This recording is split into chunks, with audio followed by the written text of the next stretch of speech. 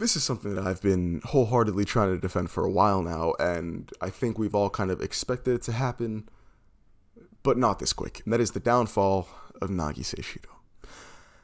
As you guys know, I love Nagi. He's my favorite character in the entirety of Blue Lock, and I do have a full breakdown video for all of those who hate on Nagi at least a little bit much. I'll leave it in the corner wherever that ends up going. Point is, I love Nagi. So seeing the downfall that he is slowly going on makes sense because, I read the series, I pay attention, but it just hurts my heart. I didn't expect to see it so early, and I didn't want to see it at all.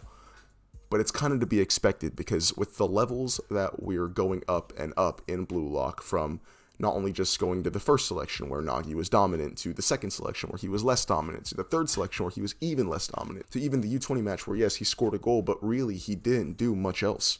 And I know that's saying something, oh, he just scored a goal, like really, it's a goal scored, but truthfully, it was a deflected goal that bounced to him just for him to finish. So it wasn't that much. There was nothing to write home about, even though it made him a household-ish name. In Japan, at least. But after this last match, the PXG versus Manshine match, you could even argue the Manshine City versus Bastion Munich match, Nagi's been on this steady downcline. It started with his loss to Isagi, and now it's cemented with that absolute throttling by Rin. Rin has always given Nagi problems. I feel like, for those of you who've been reading for this whole time, you'd know that. I don't think he's ever beaten Rin, technically, besides when he did that two-stage volley and scored on him, which truly, if you want to count, like, sure, but Rin kind of soloed Nagi and his entire team the rest of the time. Point is, Nagi has to get serious, and it's what we've all been saying, it's what we've all been hoping for, it's what Ego's been hoping for, it's what everyone in the series has been hoping for, or not hoping for, because if Nagi does that, he's probably going to be peak.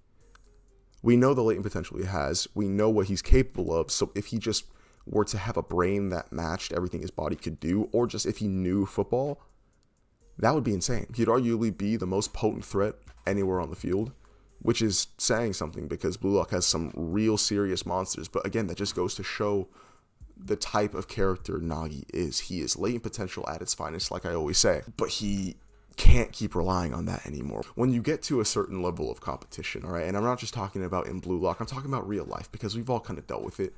You could be innately good at something and be like, oh yeah, no, I picked this up pretty quick, I'm decent at it. But when you face someone who's been doing it for years, someone who bleeds, sweats, and grinds in order to get better each and every day at that thing, and you're simply just talented, it's not going to stack up.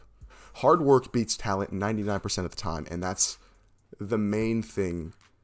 That's the main backbone, I guess you could say, with Nagi and everyone else's relationship. He is slowly deteriorating due to the fact that he's not putting in enough effort. And yeah, sure, he's put in some more because he's wanted to see how far he can take his soccer, but it's just not been enough. He forewent all of that and that entire philosophy within one match due to the fact that he had Rio with him. So he was like, oh, I don't have to try. I have Rio. So if he were to go on another solo venture and try and find out what his true ego is on his own, something that he should have been doing the entire time in the second selection and third selection when him and Rio were separated, then I think we can truly see an awakening for Nagi. Like I said in my Baro video, go check that out as well if you haven't already. I feel like Baro is going to be the true catalyst for Nagi. For those of you who read episode Nagi, for those of you who read the rest of the series, Baro and Nagi have a sort of rivalry that can almost be described as the perfect foil. Baro is the guy that's always been shown to be training more than everybody, the Cristiano Ronaldo of the verse. He grinds, he bleeds, he sweats, he cries, all for the sake of football because he wants to score and wants to do it in the best way possible for him. He's even downplayed Nagi or gone at him for not only being lazy, but for his goals being boring, for his vision of soccer being lame, and for the fact that he doesn't try. Like, if you're going to do that shit, get the fuck out of here. That's basically what Baro's been like. Whereas Nagi is just like, dude, chill. I'm just here to kick a ball into the net and do what Rio told me.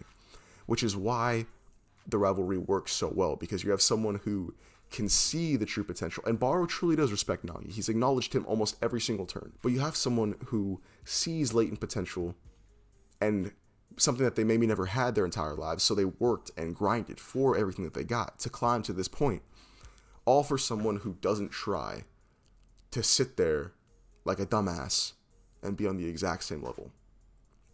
That is the coinciding narrative at the heart and soul of the Nagi-Baro relationship that I really feel like is going to catalyst in Nagi's true awakening coming up very soon, because As we all know, Ubers and Manchester City still have to play. That's probably going to be the final match for episode Nagi, and I feel like they set it up like that for a reason, and it's not just because PXG had to fight Bayern Munich at the end. It's going to be because the Ubers have to dominate Nagi, and I don't mean to pause when I say that. When I say they're going to dominate him, it makes sense on paper, right? And just think about it for a sec. I could see Chickadee scoring for Manchester City because he does have his goal formula, but at the same time, that's not going to be something that will be difficult for not only Mark Snuffy, but Barrow and the rest of the Ubers defense to figure out. They're just going to have to watch film, see that he scores from the same spot, and lock it down whenever he gets there. Have Aiku, RU, man mark him in that spot, and blah, done. The problem lies with the fact that Manchester City's ace, Nagi Seishiro, is a baby duckling to the sport of football who is getting fed to the literal sharks, megalodons of tactical football. I feel like Manchester City's going to get crushed. He's going to see the true levels that come at this next level of play, not only just the Neo Egos League, but just the World Cup level and the world stage as a whole. He's already been exposed to it, and as we saw, Isagi and Rin both low boyed him, which has started this steady decline, so I feel like ending it off on Barrow, truly hammering in the nail in the coffin and looking down on Nagi, talking down to him, and almost monologuing to him that what you've been doing till now, it's not good enough.